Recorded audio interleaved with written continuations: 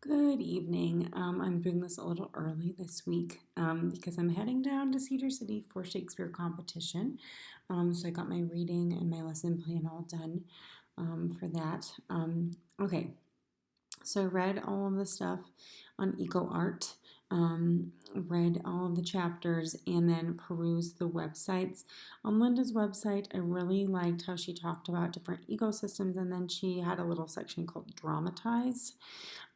So obviously, I clicked on that. And in my Theater 2-3 class, so my intermediate theater class, it is 28 kids ranging from ninth to 12th graders. Some didn't have any theater experience before, and most did, hence, they made it into the intermediate class. There were a few that were like, my counselor put me in here. But for the most part, it's kids who've had some theatrical experience. And I've been talking a lot about that class in particular on on my responses. There we go, because they're where I'm doing oh my goodness, I can't talk tonight. The devised pieces and talking about West Valley and what I wish the media knew about me.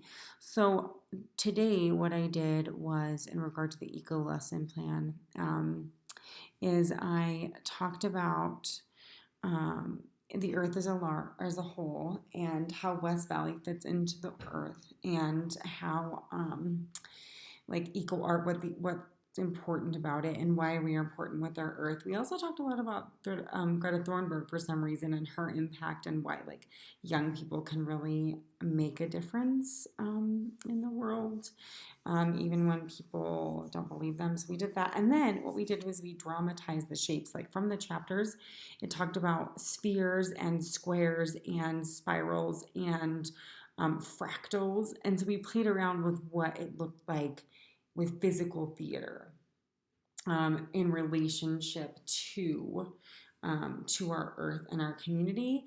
And then I borrowed some like pattern stuff from the art teachers, like those like pattern boards that you can like draw charcoal over it. And so we played around with pattern drawing in regard to like representing our earth. And then we traced on different parts of Granger, different parts of like the brick and the cement and my black box floor and like I have like these metal steps. So we played around with that, and then we got in groups and we acted out our environmental pieces from Granger.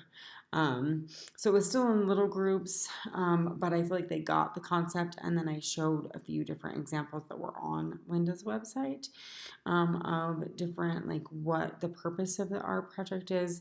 So in regard to the scope of what I'm going to do in my community for my arts and action project, I have some ideas. I don't know how. I still have to work how I'm going to wrap around like the whole eco idea into it, with the community presence idea and how like to weave in visual art and performing art.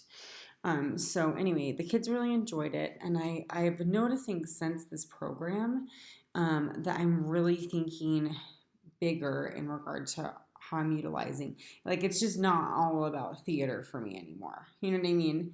Like I'm thinking about, okay, how can they do a music piece or how can they do a visual art piece to make it all kind of a devised performance piece in general, mixing the medias together.